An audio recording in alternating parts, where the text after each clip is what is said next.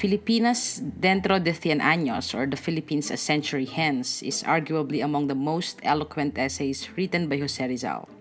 It contained his most sober analysis of the country's history, its current affairs as managed by Spain, and projections for its future as a colony.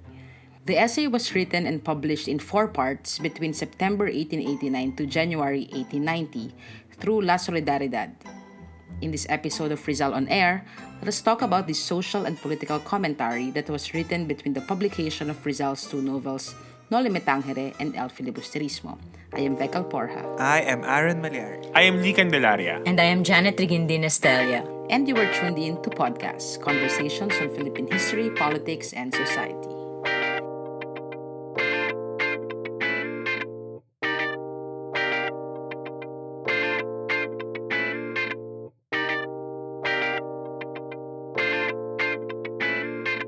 Hello sa inyong lahat. Kamusta kayo at welcome sa 18th episode ng Rizal on Air na coincidentally ay 100th episode din ng podcast. Kaya naman it's a happy coincidence na rin siguro na may kaugnayan sa 100 ang pag-uusapan natin today. Kasi kung last week, pinag-usapan natin yung isa sa mga most compelling essays ni Rizal, which was Sobre la Indolencia de los Filipinos or On the Indolence of the Filipino. Ngayon naman, ang topic natin ay Filipinas dentro de cien años o The Philippines a Century Hence, na pwede ring the Philippines within a century. Yes, no? So, tulad nung nabanggit sa introduction, ito na siguro yung isa sa mga pinaka-substantive na pagpapalagay ni Rizal, no? Ukol sa sitwasyon ng Pilipinas at the tail end of the 19th century or 1800s. So, sa makatwid, late 19th century yung konteksto ng publikasyon, no, ng article na to.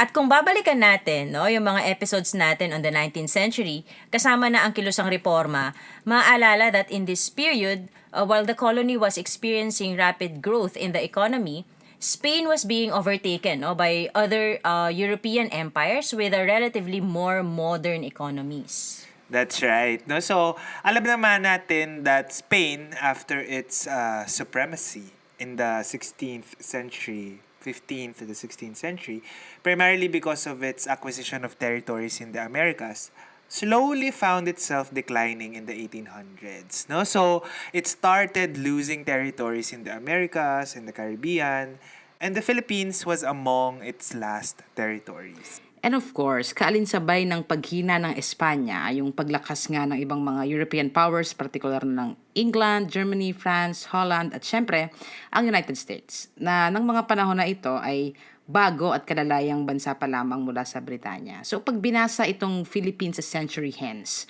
may kita yung lawak ng pagkaunawa ni Rizal.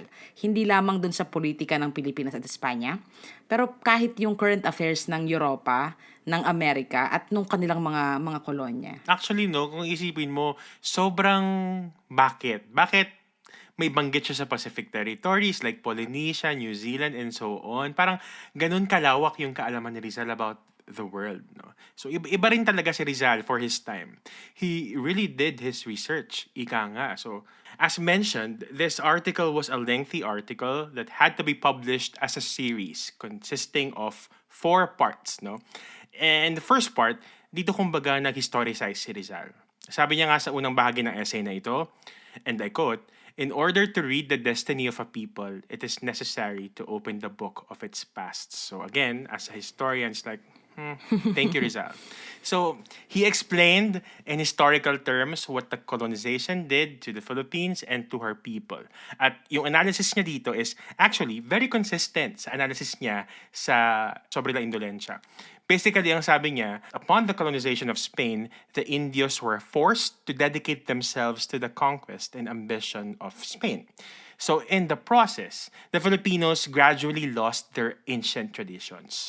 Sabi ni Rizal, they forgot their writings, their songs, their poetry, their laws, in order to learn by heart other doctrines, which they do not understand.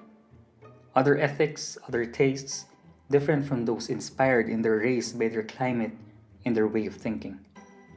Then there was a falling off. They were lowered in their own eyes. They became ashamed of what was distinctively their own, in order to admire and praise what was foreign and incomprehensible. Their spirit was broken, and they acquiesced. So kumbaga, sabi ni Rizal, dahil sa pagbura sa pagkakakilanlan ng mga Filipino, nawala na din yung pride at dignity, no? Pati yung honor ng mga Pilipino. Pero sabi din ni Rizal, hindi laging ganito. So, the many, many years and centuries of brutalization eventually awakened the Filipinos. Sabi niya, unti-unting na-realize ng mga Filipino na, teka, sobra na, no? Sobra na sila, nagsisimatay kami, fighting their wars, sustaining their economy with their labor. Tapos, ang ganti nila, patuloy na pambubusabos. True, no? So, nagising na daw at nagsimula ng lumaban yung mga Filipino, no? At sabi ni Rizal, walang ibang dahilan ito kung hindi yung pang-aabuso din, no, ng mga Kastila. At sila din daw ang may kasalanan kung bakit gugustuhin ng mga Pilipino mapatalsik, no, ang Espanya. Ito yung sinabi ni Rizal. So great endurance reached its climax with the insult, and the lethargic spirit woke to life. His sensitiveness, the chief trait of the native, was touched, and while he had the forbearance to suffer and die under a foreign flag, he had it not when they whom he served repaid his sacrifices with insults and jests. Then he began to study himself and to realize his misfortune.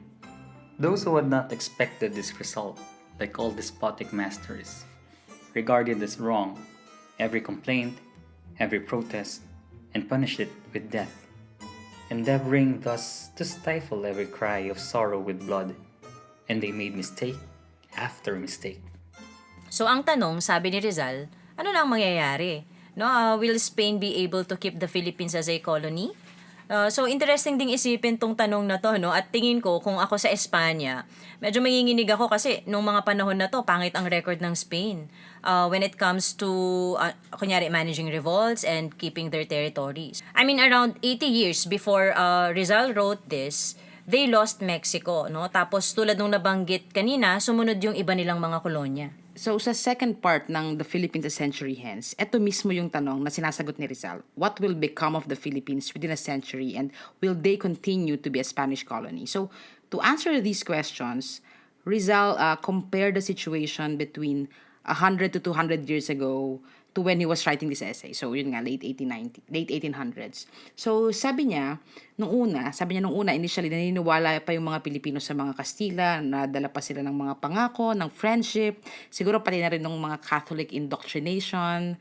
I think si Rizal mas nagpa-project lang to. I think siya to ano. Pero nung lumaon, parang hindi na. Parang nawala daw ng unti-unti yung mataas na pagtingin at tiwala ng mga Indio sa mga Kastila. And this, according to Rizal, was something that was felt across the regions and localities in the Philippines. Sabi niya, all of the derision, insults, and trickery was a common sore that wiped away old feuds among different provinces. So parang naging source of unity, yung common experience of oppression nila.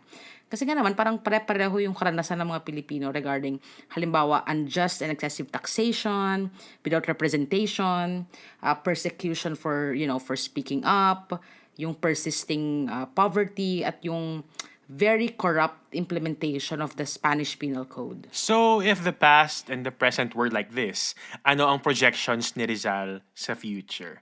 So, dito, Rizal issued a warning. Sabi niya, kung walang gagawing radikal na pagbabago ang Espanya on the way she does things in the colony, then walang choice ang Pilipino kung di lumaban. This is what he said. If those who guide the destinies of the Philippines remain obstinate, and instead of introducing reforms, try to make the condition of the country retrograde, to push their severity and repression to extremes against the classes that suffer and think. They are going to force the latter to venture and put into play the wretchedness of an unquiet life, filled with privation and bitterness, against the hope of securing something indefinite. What would be lost in the struggle? Almost nothing. The life of the numerous discontented classes has no such great attraction that it should be preferred to a glorious death. It may indeed be a suicidal attempt, but then, what? Would not a bloody chasm yawn between victors and the vanquished? And might not the latter with time and experience become equal in strength, since they are superior in numbers to their denominators? Who disputes this? So si Rizal, nire-recognize niya sa essay na ito na it's not as if walang mga pag-aalsang ginagawa ang mga Indio in the earlier centuries, no? Sabi niya, actually meron, pero kakaunti. Hindi organisado, at sabi niya, madalas pinamumunuan ng mga leader na may kanya-kanyang interes.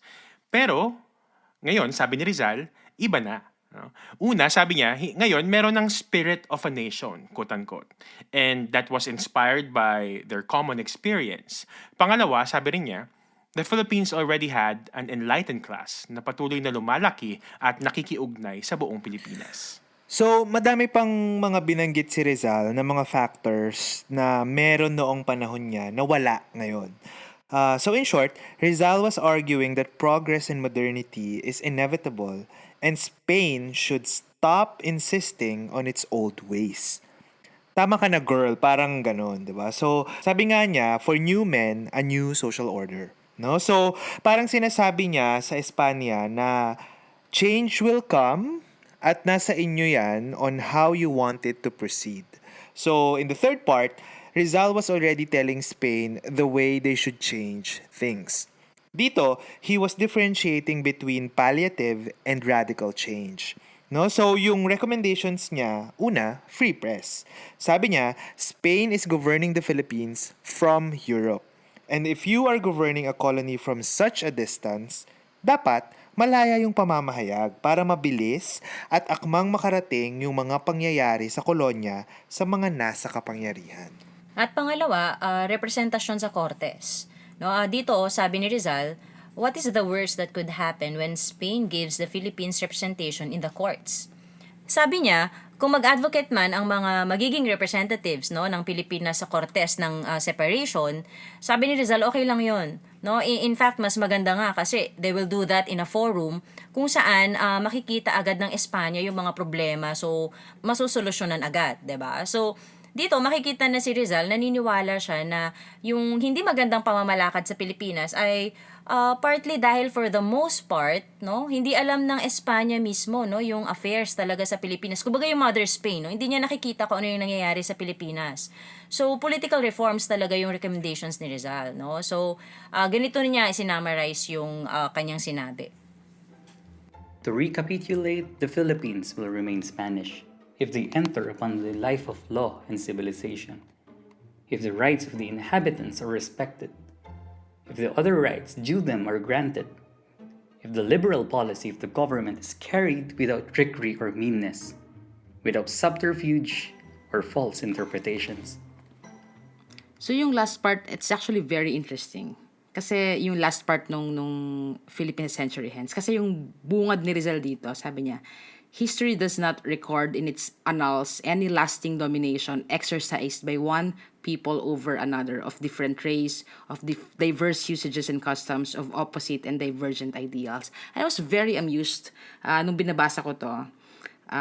Kasi parang matapos siya magbigay ng mga specific na recommendations on how Spain can keep the Philippines, ang bunga niya dun sa sumunod na part ay lahat ng pananakop natapos. Di ba? Parang inevitable siya. Like he said, that this is the law of history. Tapos ang isa pa niya pang ginamit na example dito ay yung karanasan mismo ng Espanya. So let's listen to this. One of the longest dominations was that of the Moors in Spain, which lasted 7 centuries. But even though the conquerors lived in the country conquered, even though the peninsula was broken up into small states, which gradually emerged like little islands in the midst of the great Saracen inundation. And in spite of this chivalrous spirit, the gallantry, and the religious toleration of the caliphs, they were finally driven out after bloody and stubborn conflicts, which formed the Spanish nation and created the Spain of the 15th and 16th centuries. The existence of a foreign body within another endowed with strength and activity is contrary to all natural and ethical laws. Science teaches us that it is either assimilated, destroys the organism, is eliminated, or becomes insisted. Gusto ko lang i-point out na ang consistent nung cyst or tumor or cancer metaphor ni Rizal, no? I mean, sa Nolo yun din ginagamit niya. Pero anyway, so basically dun sa last part, nagbigay si Rizal ng mga possible scenarios kung hindi i-assimilate ng Espanya formally ang Pilipinas. Like if Spain chooses to be a foreign body in the Philippines, in the future, ito yung mga mangyayari. And I like it because yung foreign body, no, it's again a very medical term. Na, anong mangyayari pag may foreign material sa katawan mo? Anong gagawin ng katawan? So, sabi ni Rizal, kung walang gagawin ng Espanya, the Philippines will eventually secure its independence. And most likely, other European powers would take over. Sabi ni Rizal, at this time, Africa was a more attractive territory to colonize. Sorry naman, nagsuggest pa siya ng ibang duduruging kontinente. Pero siguro he was just being realistic about it. No, he was actually observing. Yeah, he was observing. Parang ina-observe niya yung interest ng mga Europeo sa Africa. So essentially, para talaga niyang pinoprotect yung future. Kasi this is what basically happened, no? Yeah. Mas malaki yung Africa, so mas maraming resources and mas useful. And na-realize din naman yun ng mga Europeo. Sabi niya, Britain would not be interested in the Philippines because it already had India, Singapore, Malaysia, Hong Kong, Shanghai. So, redundant na yung Pilipinas. Saka kung gusto raw talaga ng England ng Pilipinas, edi sana hindi niya na tayo binalik sa Spain when they invaded us in 1763. Tapos, sabi rin niya, malabo din daw yung France kasi busy at mas interested ito sa China, saka wala daw interest ang French sa Far East. No? Mas trip daw nilang mag-expand sa Europe. Holland naman, or the Netherlands today, no, sabi niya, pwede kasing may presence na sa Southeast Asia, of course, no, the Dutch East Indies. But the Dutch is always very careful in its undertakings, and it won't run the risk of losing everything. Now, other Asian countries like China and Japan, sabi niya, they have problems of their own. So finally, Rizal famously predicted that the United States would be the most plausible power to take interest in the Philippines. And this is how he said it. Perhaps the greatest American republic, whose interests lie in the Pacific, and who has no hand in the spoliation of Africa, may someday dream of a foreign possession. This is not impossible, for the example is contagious, covetousness, and ambition are among the strongest vices, and Harrison manifested something of this sort in the Samoan question. But the Panama Canal is not opened, nor the territory of the states congested with inhabitants.